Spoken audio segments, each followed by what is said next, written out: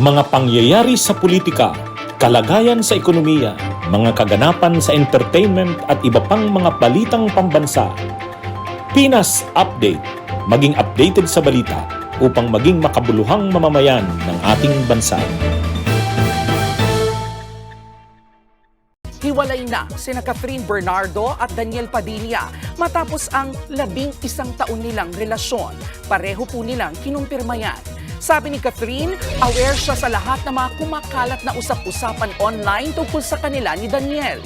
Mahirap man, gusto raw niyang sa kanya mismo manggaling ang katotohanang hiwalay na sila. Si DJ ang first boyfriend ni Catherine.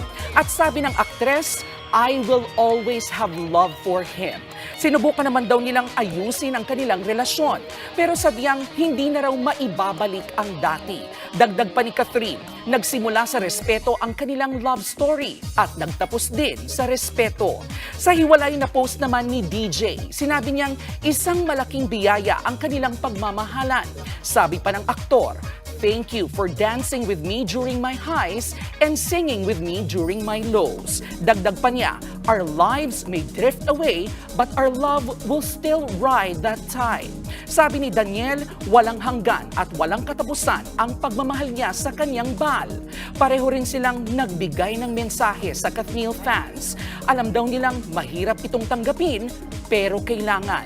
Sabi ni Kath, masanay samahan silang dalawa sa kani-kanilang healing process. Bukas na aklat sa publiko ang itinakbo ng matatag na samahan na magkasintahang Daniel Padilla at Catherine Bernardo sa kabila ng mga away at tampuhan na nararanasan. Katunayan, 11 taon na sila bilang magkarelasyon at 12 years naman bilang magka-love team. Ngunit sa kabila ng katatagan nilang ito ay nauwi din sa hiwalayan ang kanilang relasyon. Narito ang mga detalye. The rumored breakup.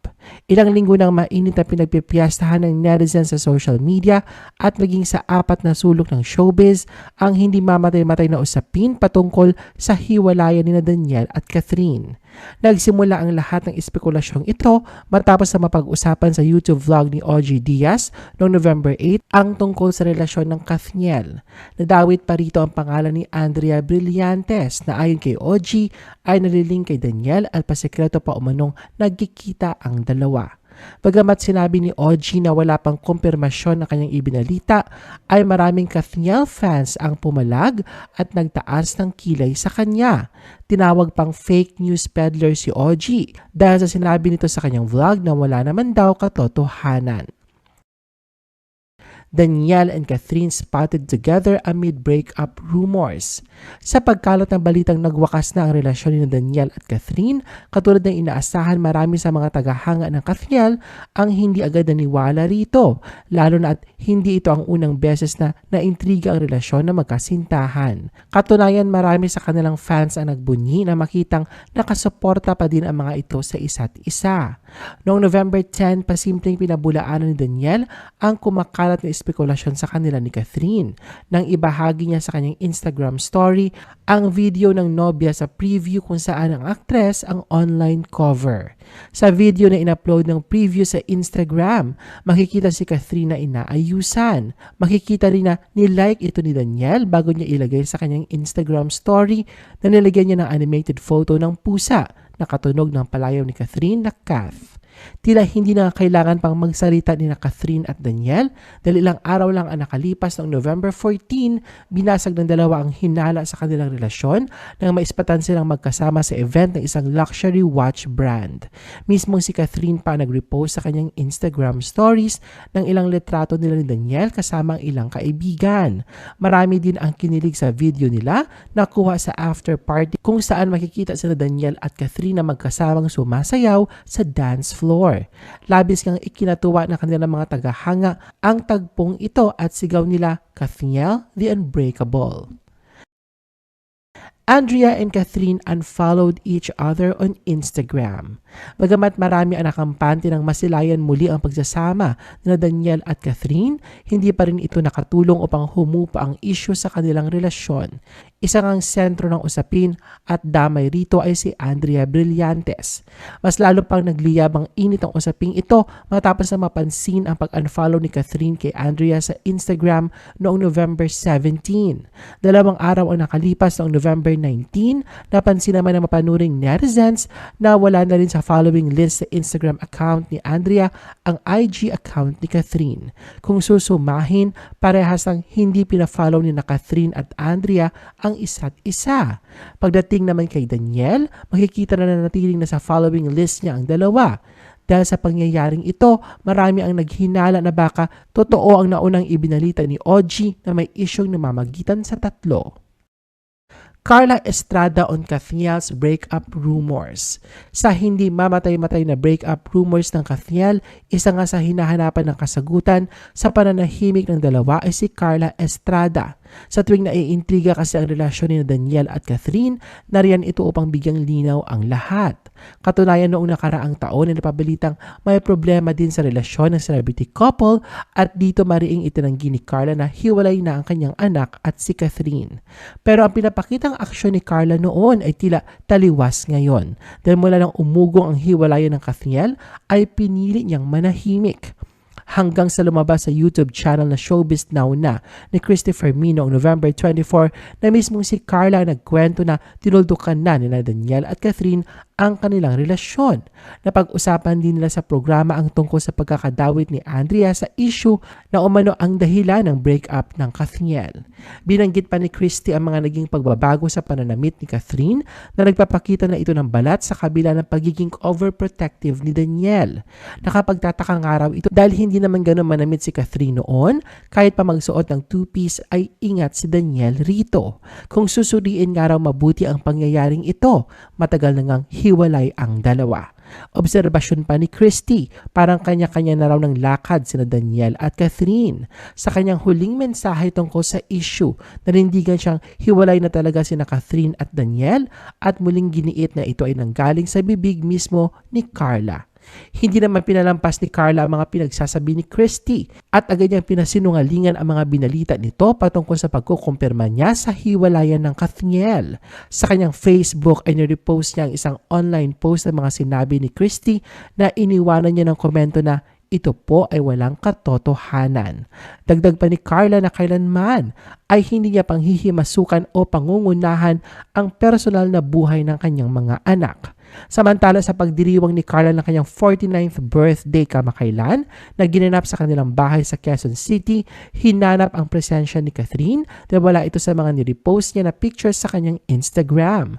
Hindi malinaw kung dumating si Catherine at di lang nakuna ng litrato o kung hindi talaga ito nakarating sa selebrasyon na siyang nagpalala sa espekulasyon ng breakup ni Daniel at Catherine. Sa kabilang banda, nakatawag ng pansin ang Instagram post ni Carla na puno ng Bible verses at inspirational quotes tungkol sa pag-handle ng mga pagkakamali. Kalakip yun ng ilang solo pictures niya na may kasama ring family picture at birthday messages sa kanya. Sabi ni Carla sa isang caption niya, "Be strong and courageous, for the Lord your God will be with you." May isa pa siyang quote na nagsasabing, "He who is without sin among you, let him be the first to throw a stone." John 8:7. Sabi sa isa pang quote, "Your past mistakes are meant to guide you, not define." Na dinagdagan niya ng caption na, "Yes, we are strong mamas." Catherine and Daniel confirm breakup. Matapos ang ilang linggong espekulasyon sa tunay na estado ng kanilang relasyon, dumating na ang kinatatakutan ng marami, ang kumpirmasyon na hiwalay na nga sina Catherine Bernardo at Daniel Padilla, na mistulang nagpatigil sa mundo ng mga Pilipino, lalo na sa mga tagahanga ng Katniel. Bago tumuntong ang unang araw ng Disyembre, tuluyan ang tinuldukan ni Catherine at Daniel ang usaping ito. Nitong Huwebes ng gabi, November 30, Bonifacio Day, magkasunod na naglabas ng official statement ang dalawa sa pamamagitan ng kanilang social media account upang kumpirmahin ang matagal ng alam ng marami at pilit itinatanggi ng kanilang mga masugid na tagahanga. Nauna sa naglabas ng kanyang panig si Catherine kung saan ay binahagi niya ang throwback photo nila ni Daniel na nilikapan niya ng caption na "Chapter closed. I hope this finally helps all of us move forward. I won't be entertaining questions regarding this anymore. Thank you for understanding." Kalakip nito ang madamdaming paliwanag ni Catherine at ang kanyang mensahe para sa mga taong nagmamahal at sumusuporta sa kanya, kay Daniel at sa naging relasyon nila. Anya, simula ang araw nang tumuntong siya sa tamang edad, ay siya na ang nagdidesisyon para sa sarili, magmula sa pananamit, sa klase ng proyektong kanyang gustong gawin, mga taong nais niyang maging parte ng kanyang buhay, pati na rin ang taong kanyang mamahalin. Inamin din ni Catherine na aware siya sa mga kumakalat na usap-usapan tungkol sa kung ano ang nangyayari sa relasyon nila ni Daniel, kaya pinipili niyang magsalita na upang sa kanya mismo manggaling ang kumpirmasyong wala na talaga sila. Wala siyang ibinigay na dahilan, pero inamin niya na ilang buwan na silang may problema ni Daniel. Sinubukan daw nilang ayusin ito, pero hindi raw nila kayang magpanggap pa na maibabalik pa ang nalamatang relasyon, at labi siyang nagpapasalamat sa mga taong inunawa ang kanilang pinagdaraanan. Nilinaw din ni Catherine na totoo ang mahigit isang dekadang relasyon nila ni Daniel bilang isang love team at bilang isang tunay na magkasintahan. Anya, halos kalahati ng buhay niya ay kasama niya si Daniel, at sa kabila ng nangyari ay wala siyang pinagsisisihan. Alam din ni Catherine na bukod sa kanya, labis rin na nasasaktan ang mga taga-suporta nila, ngunit hiling niya na sana ay huwag magkaroon ng kampihan at awayan dahil maayos silang naghiwalay. Sa kabila ng lahat, idiniin ni Catherine na nananatili ang respeto nila ni Daniel sa isa't isa. Anya, "Dage, you gave me 11 beautiful years and the kind of love that I will forever cherish. I will always be grateful for you." Ilang minuto matapos kumpirmahin ni Catherine ang hiwalayan nila ni Daniel, si Daniel naman ang naglabas ng kanyang pahayag. Sa kanyang Instagram, ibinida niya ang sweet throwback picture nila ni Catherine, kalakip ang caption na "Ikaw at ako." Hindi nagbigay ng dahilan si Daniel kung bakit sila nag-break ni Catherine.